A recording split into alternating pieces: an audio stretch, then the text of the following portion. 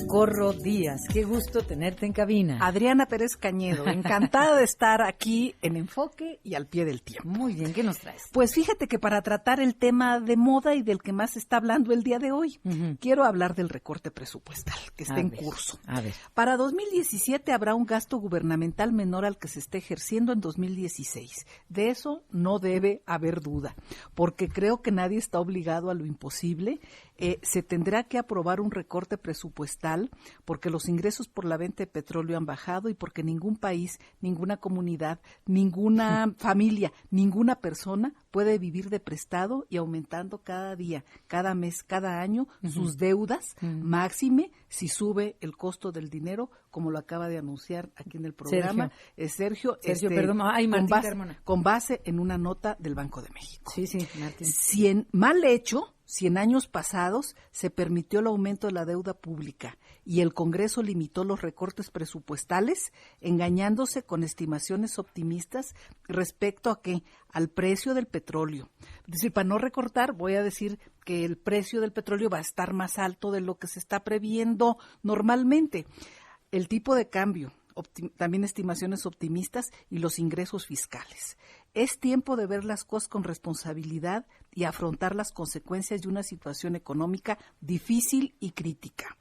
Como un asunto, como dicen los abogados, de previo y especial pronunciamiento frente al recorte, creo que debemos recordar que México es una república federal que debe atender con justicia distributiva las demandas legítimas de todas las regiones, de las regiones pobres y de las regiones ricas del país.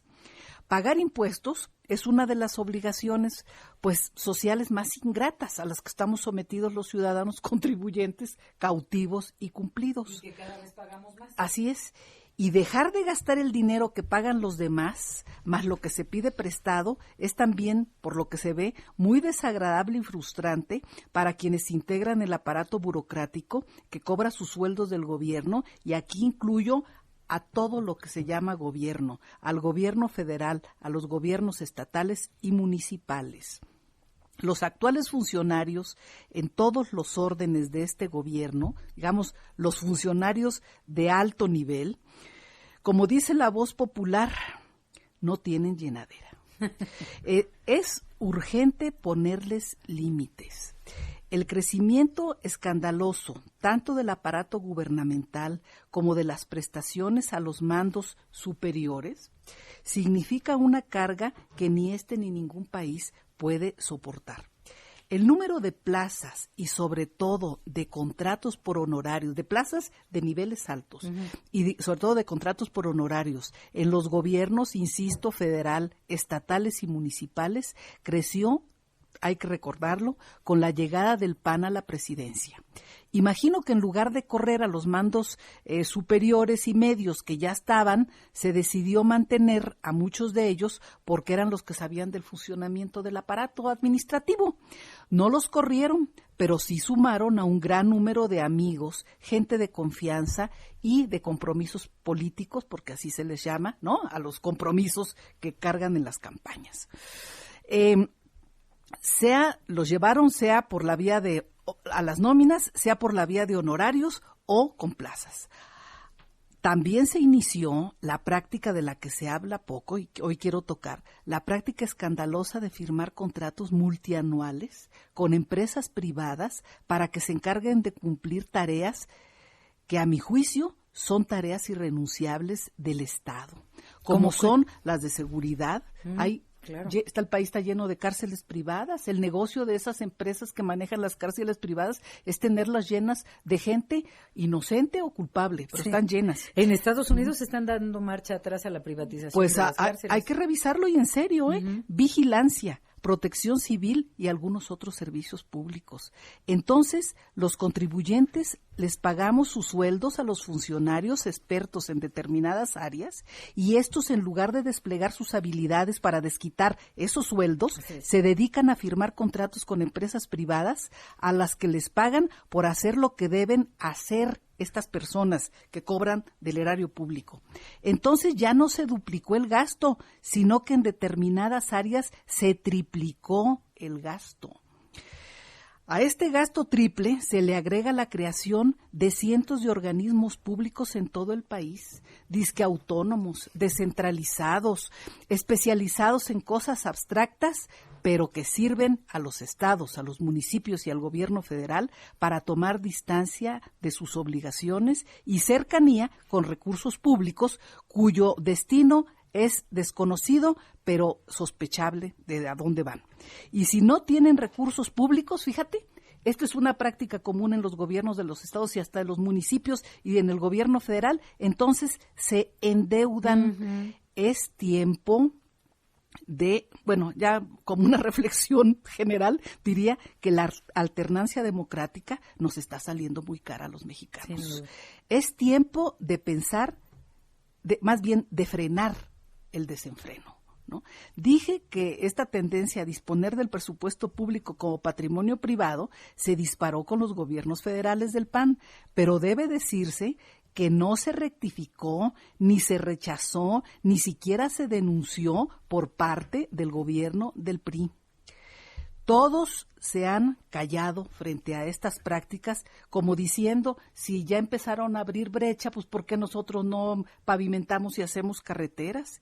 Y si ya dieron esos malos pasos, pues vamos a seguirle. Liquidaciones millonarias, prestaciones para los empleados de confianza desproporcionadas. Adriana, por 10 años de servicio les dan 35 días de vacaciones pagadas. Con esos truenos, como diría mi abuelita, ¿quién duerme? ¿Quién puede hablar de productividad y laboriosidad en el gobierno? El dinero no alcanza para esas irresponsabilidades.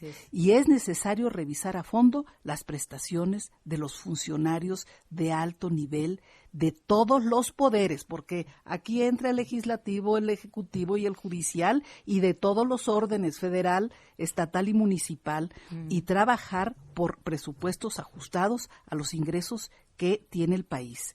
Creo que el gasto público para el próximo año debe salvaguardar lo que se llama el aspecto social. Alimentación, salud, educación.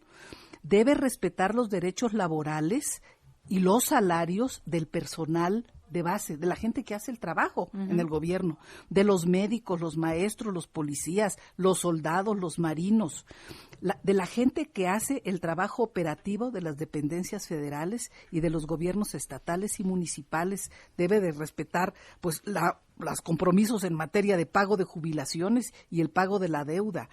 Y yo creo que no debe hacerse caso al griterío que se ha armado entre factores de interés que no quieren los titulares de los diferentes organismos, dependencias del gobierno, pues no quieren que le recorten el presupuesto, pero han armado un griterío en esta materia con publicidad pagada, porque para eso sí tienen presupuesto, para pagar los anuncios y para estar planteando una presión de esta naturaleza. Hay que hacer las cosas con responsabilidad. Y ya nada más como provocación, finalizo dejando en el micrófono una idea. No se va a poder hacer pronto, pero hay que hacerla. Sí. Yo creo que se tiene que revisar a fondo, sin pasión y sin temor, el tema del financiamiento público de los partidos políticos y de los órganos electorales. Sí. Yo les he preguntado y recuerdo que desde que estaba Woldenberg en lo que era IFE, le preguntaba si no era muy cara nuestra democracia, ¿no? Y luego todavía para que desperdiciemos y no vayamos a las urnas, lo cual lo hace todavía más cara, ¿no? Pues es que también hay un rechazo a cierto desperdicio. Mira, el objetivo de hacer financiamiento público, darle financiamiento público a los partidos políticos, era con el fin de que no recurrieran a los donativos privados de abierta o dudosa procedencia. Ajá. Pues ahora reciben recursos de donde les lleguen y están convertidos en varios casos en negocios familiares, los partidos políticos. Hay uno de color verde así. Eso, y luego el escándalo de Cuernavaca, del futbolista Cuauhtémoc Blanco y de la familia Yáñez. Oye, son problemas que hay que revisar, porque todos esos gastos se financian con nuestros impuestos. Es nuestro dinero. Así es, y creo que hay que revisar las cosas sin pasión, pero también sin temor, porque hay una inflación del gasto público en México que no se justifica. respetar los derechos laborales, los derechos del personal operativo y de base, que sí cumple con su trabajo, de los trabajadores sindicalizados. Los que siempre se aprietan el cinturón. Así es, y darle una restricción muy fuerte a las plantillas de mandos superiores en este país que se han triplicado o cuadruplicado en algunas dependencias para hacer el mismo trabajo que se venía haciendo antes del 2000.